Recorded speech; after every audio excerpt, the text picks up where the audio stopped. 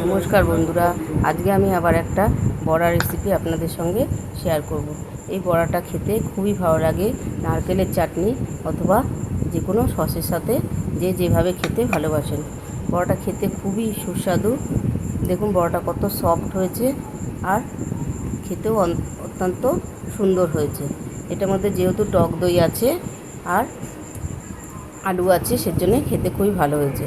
আমি বড়াটা করার জন্য এখানে আলু নিয়েছি, দুটো আলুকে টুকরো করে করে কেটে আমি মিক্সির মধ্যে দেখুন একটা পেস্ট তৈরি করে নিয়েছি। এইভাবে পেস্টটা তৈরি করে নিলে বড়াটা খেতে ভালো হবে।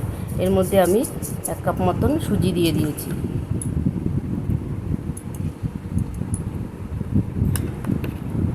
সুজিটা দিয়েও আমি ভালো করে আবার একটু পেস্ট করে নিয়েছি।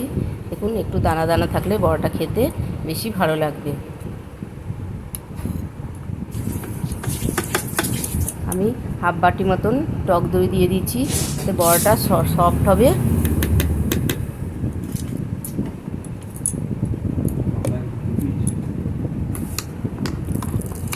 সমস্ত মিশ্রণটা আমি একটা বাটির মধ্যে ঢেলে রেখে দেব।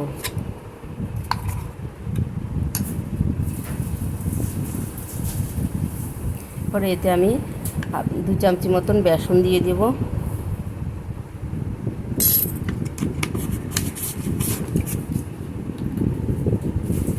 দিয়ে ভালো করে আমি এটাকে মিশিয়ে, একটা চামচি দিয়ে ভালো করে মিশিয়ে আমি একটা সাইডে ঢাকা দিয়ে 10 মিনিটের মতন রেখে দেবো।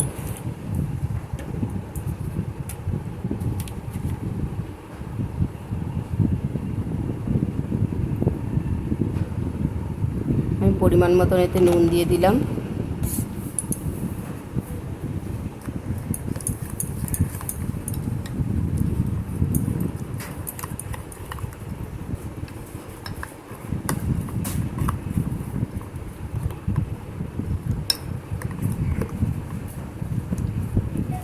খুব সুন্দরভাবে গুলে নেওয়া হয়ে গেছে।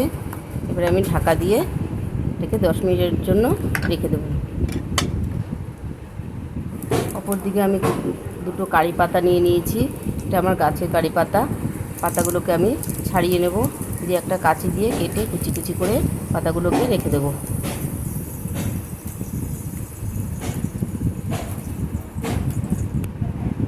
একটা প্লেটের মধ্যে আমি লঙ্কার গুঁড়ো, কারি পাতা কুচানো আর জিরের গুঁড়ো আর একটা শুকনো লঙ্কাকে ছিঁড়ে আমি নিয়েছি। নিয়ে আমি তেলের মধ্যে সাদা তেল দিয়ে দিচ্ছি। এটা হ্যান্ড দিয়ে তেলের মধ্যে আমি এই সমস্ত মশলাগুলো দিয়ে দিলাম। একটু নেড়ে চেড়ে এর মধ্যে আমি পরিমাণ মতন জল দিয়ে দেবো।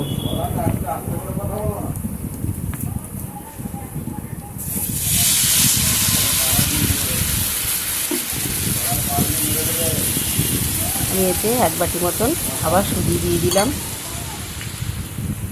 দিয়ে ভালো করে এগুলো মশলার সাথে সুজিটাকে ভালো করে মিশিয়ে নেব। একটা ডোয়ের মতন তৈরি করে নেব।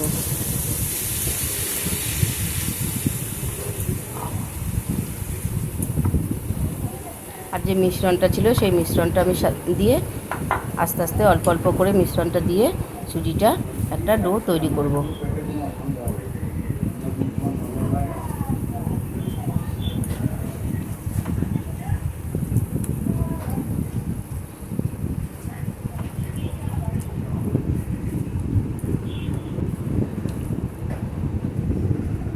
দেখুন জলটা যে মিশ্রণটা আমি দিয়েছিলাম আস্তে আস্তে টেনে গেছে কতটা।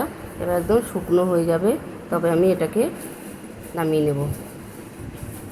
দেখুন একদম শুকনো হয়ে গেছে। আমি এবারে বড়ার শেপ দিয়ে নেব। দেখুন এইভাবে বড়াগুলোকে আমি তৈরি করে নেব।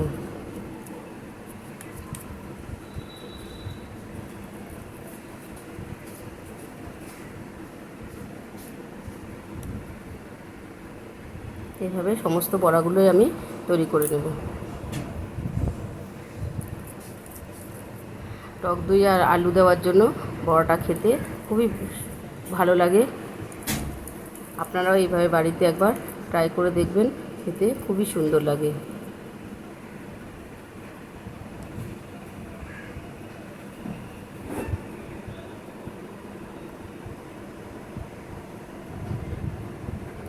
সমস্ত বড়াগুলো আমার তৈরি করে নেওয়া হয়ে গেছে।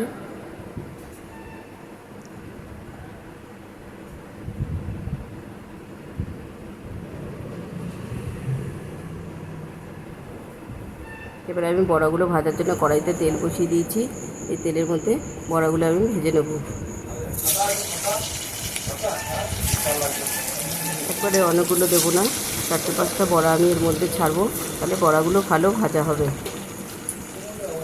বন্ধুরা, আমার এই রেসিপিটি যদি ভালো লাগে লাইক করবেন, শেয়ার করবেন, কমেন্ট করবেন, আর প্লিজ চ্যানেলটাকে সাবস্ক্রাইব করবেন।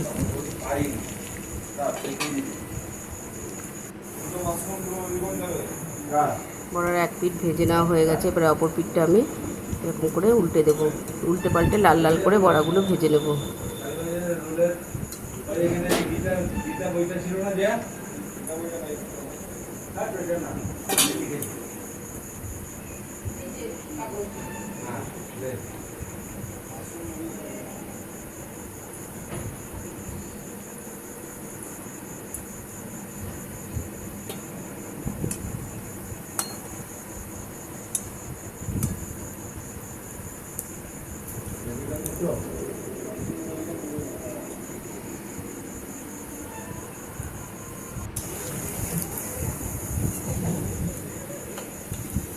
বড়াগুলো লাল লাল করে ভাজা হয়ে গেছে, এবার আমি বড়াগুলোকে তুলে নেব।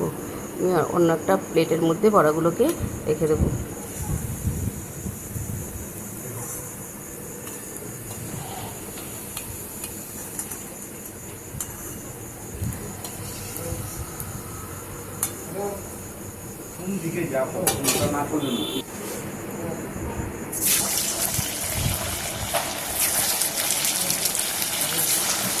অপর বড়াগুলো আমি এইভাবে ভেজে নেব।